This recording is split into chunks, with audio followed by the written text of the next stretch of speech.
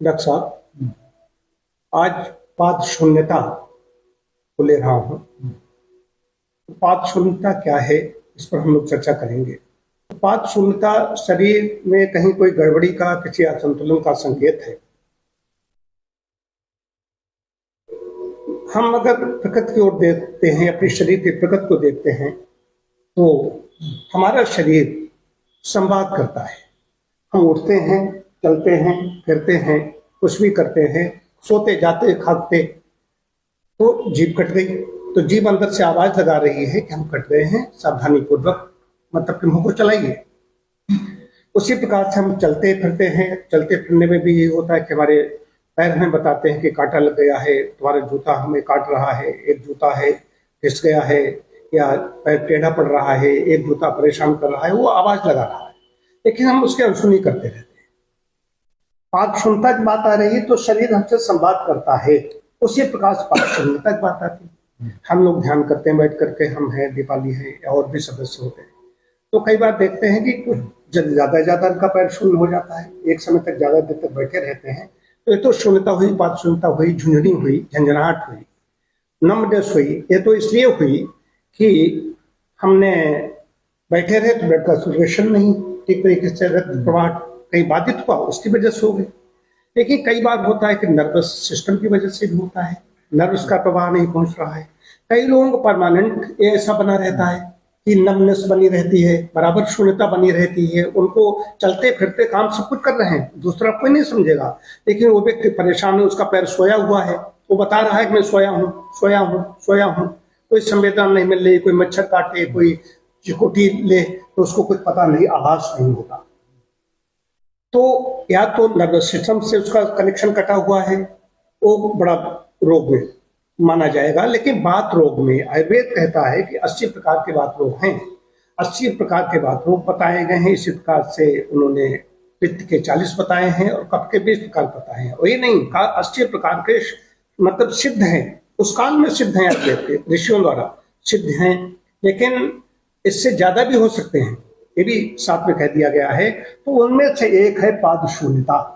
तो पाद शून्यता क्यों हो रही है, उसका कारण क्या? हम लोग कारण में जाते हैं कि कारण बिना कार्यम कदाचन विद्यते, चाहे नेचुरोपैथी हो, होम्योपैथी हो। जो आयुष है, आयुर्वेद, योग और प्राकृतिक चिकित्सा, यूनानी, सिद्ध और होम्योपैथी। तो आयुष क्या करता है कि हम लोग कारणों में जाते हैं। रोग का कारण क्या है, कारण में जाते हैं, कारण पता लगा लेते हैं, सिम्टम्स देखते हैं, पाद शून्यता है, पाद शून्यता का कारण क्या है। तो एक तुम्हारी जीवन शैली गड़बड़ हो रही है।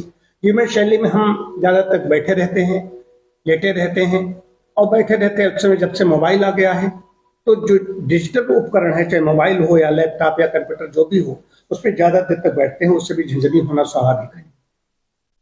हाथ टिका के बैठते हैं, कई बार होता है, लेकिन कुछ लोगों को जल्दी जल्दी होती है। ये हो गया, ये तो सर्कुलेशन से, सर्कुलेटरी सिस्टम का मामला हो गया। लेकिन मुख्य रूप से इनका ज्यादा समय तक रहता है, उसको रोग में लिया जाता है, वो लोग फिर दो चक्कर काटते रहते हैं।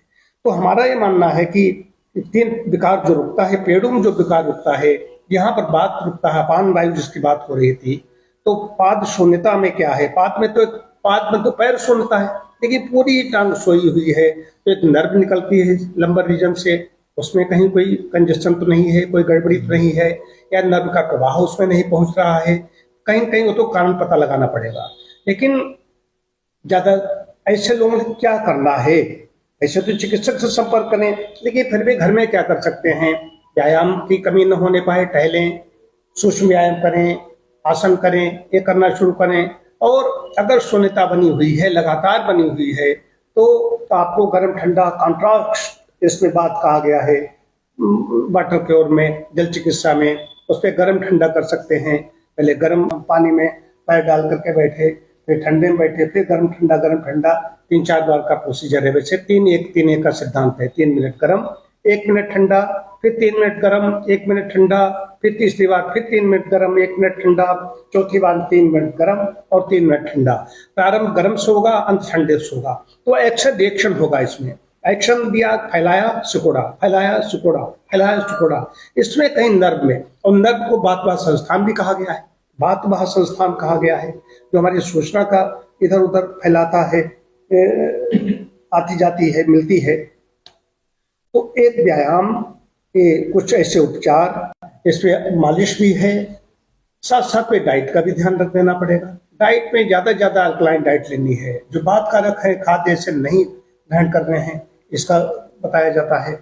तो ये है। तो आप बाकी तो उपचार में तो संशोधन तो ही है, डिटॉक्सिफिकेशन किया जाएगा, स्वेदन किया जाएगा, स्नेह स्वेदन दोनों किए जाएंगे। देखिए घर में ही मालिश करें, घर में जो क्या कर सकते हैं ये डॉक्टर साहब मैंने बताया, आप इस पर क्या कहना चाहेंगे? जी, जैसे आपने बताया नस का दबना प्रमुख कारण है। आम लोगों 80% लोगों को नस के दबने से ही होता है। भाई कुछ बीमारियां होती है, स्लिप डिस्क हो जाता है चोट लगने से, उसमें कोई ना कोई नस परमानेंट दब जाती है और जो नस दब गई उसमें झंझनाहट करती है।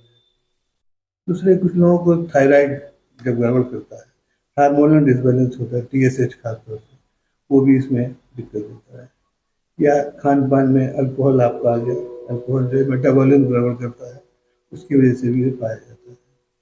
और जैसे कहीं चोट लग जाए तो भी नस डैमेज हो जाती है, तो भी दिक्कत आती है। तो इन सब चीज़ों को ध्यान रखते हुए हमको ट्रीटमेंट, इसका कारण क्या है पहले ये देखना है, और कारण के बाद फिर उपचार में आते हैं। उपचार में तरह तरह की दवाएं हमारी वैसी में है, जैसे हाइड्रोक्लोटाइड है, एकोनाइट है, नेफ्रेलियम, इस तरह के लक्षण के हिसाब से मिलाते हुए हम जाते हैं तो इसका ट्रीटमेंट। स्पाइनल कार्ड में कोई रोग हो जाता है तब भी ऐसा हो सकता है? जी हो सकता है। स्पाइनल कार्ड कोई टीबी जैसी चीज अगर हो जाए तो? बोन टीवी हो जाती है, उसमें हो सकता है, हो सकता है। पार्ट डैमेज हो जाएगा। हाँ, तो हो जाएगा। अगर मान लीजिए पार्ट ठीक हो गया है और उसके बाद में भी ऐसी स्थिति बनी हुई है तो फिर मेडिसिनल ट्रीटमेंट उसमें उसको आराम मिलेगी। और खासतौर से स्लिप डिस्क में तो आजकल बहुत हो रहा है। जिनको एक्सीडेंट हुआ बाइक से, कहीं से एक्सीडेंट, स्लिप डिस्क हो गई, उसके बाद ये रोग बहुत ज्यादा होता है। ये तो बात सुनता है। और एक सर और, जो वेट बढ़ता है, हमारे ब्लड वेसल्स जो है, आर्टरीज खासतौर से, उनमें दिक्कत आ रही है, उनमें हमारा फैट पाया जा रहा है, वो इसको दिखा रहा है। तो क्या घर में क्या करना चाहिए? घर में ऐसे लोग क्या करें? एक तो फैट फ्री डाइट देखें, फैट फ्री डाइट देखें, और योग प्राणायाम जरूर करें, जिससे हमारी रक्त संचार बढ़िया हो। और सूक्ष्म व्यायाम जैसे आपने बताया, वो तो निश्चित रूप से करना पड़ेगा, जिससे रक्त प्रवाह बढ़िया हो जाए। और बाकी विटामिन B12 इसकी कमी ना होने पाए। हरी शाक सब्जी है, अंकुरित अनाज है, इन चीज़ों को ध्यान देना पड़ेगा। या फर्मेंटेड डाइट जो आजकल साउथ इंडिया में खाई जाती है, डोसा इडली, हफ्ते में एक बार तो खाइए, विटामिन B12 ज़्यादा पहुँचे। B12 की बहुत ज़्यादा ध्यान रखने की आवश्यकता है। आपने जो प्राणायाम की बात कही, इसमें मैं एक चीज़ और जोड़ना चाहता हूँ कि प्राणायाम ऐसे लोग करें तो गुग्गुल से अपने यहाँ कुछ आहुतियाँ डालें, गायत्री मंत्र, कोई भी मंत्र जो जानता है, कुछ नहीं जानता, मंत्र डाल करके ओम स्वाहा करे, हो गुग्गुल उसमें डाल ले। गुग्गुल वायुमंडल में जब जाएगा तब प्राणायाम करेगा तो गुग्गुल सांस के द्वारा अंदर चला जाएगा, नासाई स्वच्छो द्वारा। बड़ी बात बता रहा हूँ, बात रोमांच बहुत ज्यादा मैंने रिजल्ट इस पे देखे हैं। तो इसको ये करेंगे। विटामिन B12 डॉक्टर में बात है, ये भी बहुत महत्वपूर्ण है। कई बार ये नमनेस रहती है, विटामिन B12 की कमी से भी होता है ऐसा, ये भी है। और कोशिश करें इसको औषध न लें, प्राकृतिक तरीके से। हम यदि औषध लेंगे तो कब तक लेंगे? प्राकृतिक तरीके से उसको मतलब कि अपना ठीक रखें। कई बार डायबिटीज के कारण भी पैरों में परेशानी होती है,